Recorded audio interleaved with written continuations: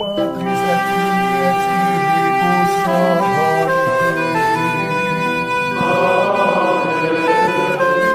Dominus vobiscum. Sahabat peradaban kasih ekologis yang terkasih, selamat berjumpa dalam renungan harian bersama saya, Romo Alois Budi Purnomo PR, melalui channel ini. Semoga panjenengan selalu sehat, tetap semangat, tanpa sambat, dan selalu bahagia. Kebahagiaan yang bersumber dari Tuhan Allah kita. Mari kita awali perjumpaan kita dengan bersatu di dalam doa. Allah Bapa sumber kebahagiaan, Engkau mengutus putramu Yesus Kristus untuk menyelamatkan kami. Semoga kami menerima dan menaati sabdanya yang menunjukkan cinta kasih-Mu kepada kami umat manusia, sebagaimana dihayati oleh imammu Andreas Kim Taegon dan Paulus Chong Hasang bersama kawan-kawan para martir di Korea. Semoga kami setia menghayati iman kami dalam sukacita demi Kristus Tuhan dan pengantara kami yang hidup dan berkuasa bersama Diko dalam persatuan Roh Kudus, Allah yang Maha Esa sepanjang segala masa. Amin. Sahabat peradaban kasih ekologis yang terkasih, mari kita baca Injil Lukas bab 7 ayat 31 sampai 35. Sekali peristiwa berkatalah Yesus kepada orang banyak, "Dengan apakah akan kuumpamakan orang-orang dari angkatan ini? Mereka sama dengan anak-anak yang duduk di pasar dan berseru-seru, 'Kami meniup seruling bagimu, tetapi kalian tidak menari. Kami menyanyikan kidung duka, tetapi kalian tidak menangis.' Sebab ketika Yohanes Pembaptis datang dan ia tidak makan roti dan tidak minum anggur, kalian berkata, 'Ia kerasukan setan.' Kemudian Anak Manusia datang, ia makan dan minum, dan kalian berkata, 'Lihatlah, seorang pelahap dan peminum, sahabat pemungut cukai dan orang berdosa.' Tetapi hikmat dibenarkan oleh semua orang yang menerimanya." Demikianlah sabda Tuhan. Terpujilah Kristus.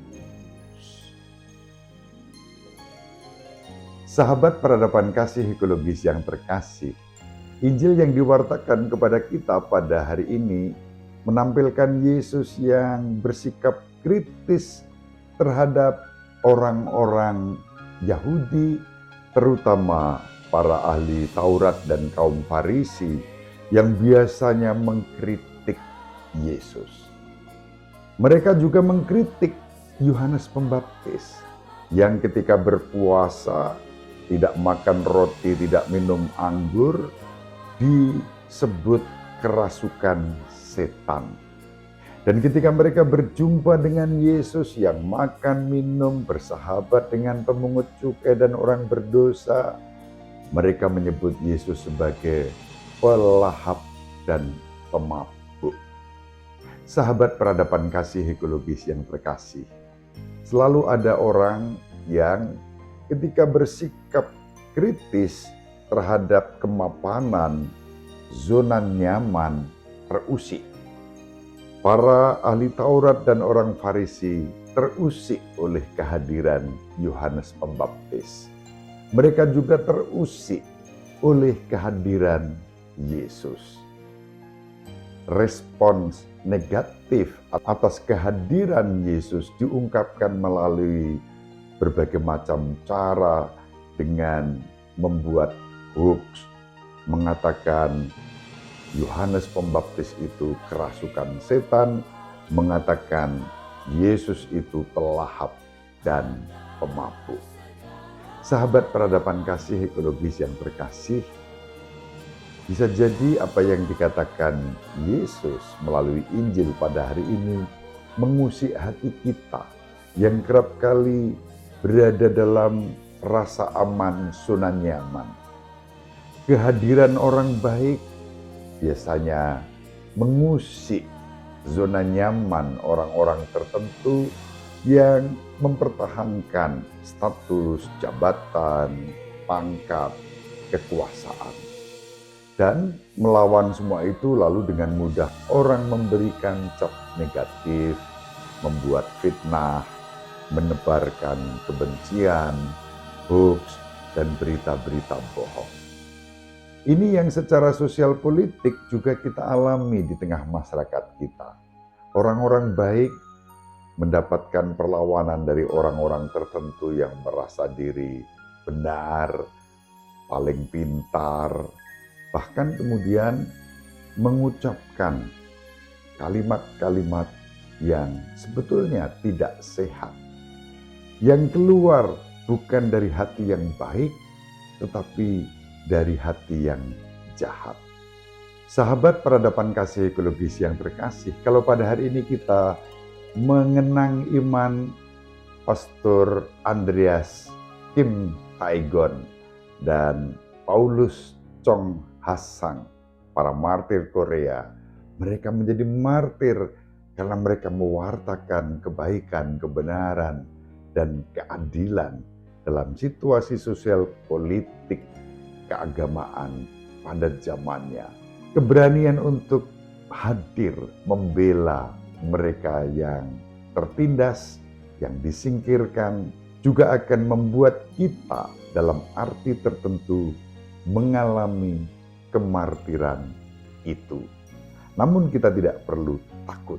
Dalam dan bersama Tuhan kita Yesus Kristus, kita maju mewujudkan kerukunan, keadilan, kesejahteraan, kerukunan dan persaudaraan dimanapun kita berada. Inilah sahabat peradaban kasih ekologis yang juga bisa kita alami saat kita berhadapan dengan Tuhan kita Yesus Kristus. Lalu bagaimana kita harus bersikap?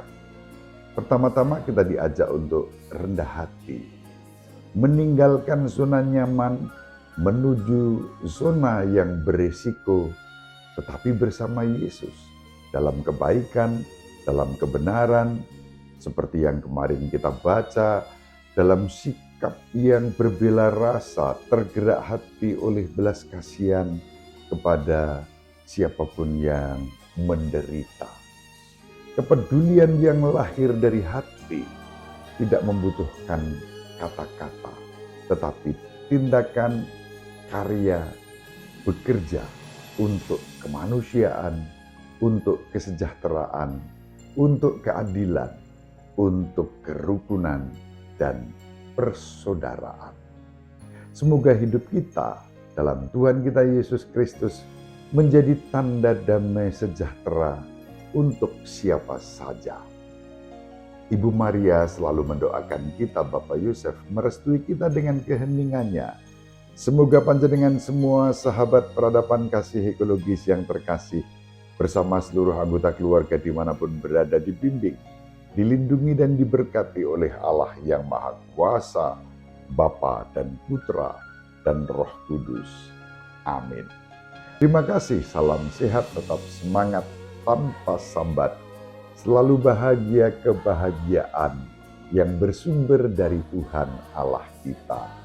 Salve, shalom, salam sejahtera, berkah dalam. Sahabat peradaban kasih yang terkasih, sampai jumpa pada episode berikutnya. Terima kasih atas kebersamaan kita. Salam peradaban kasih ekologis, berkah dalam.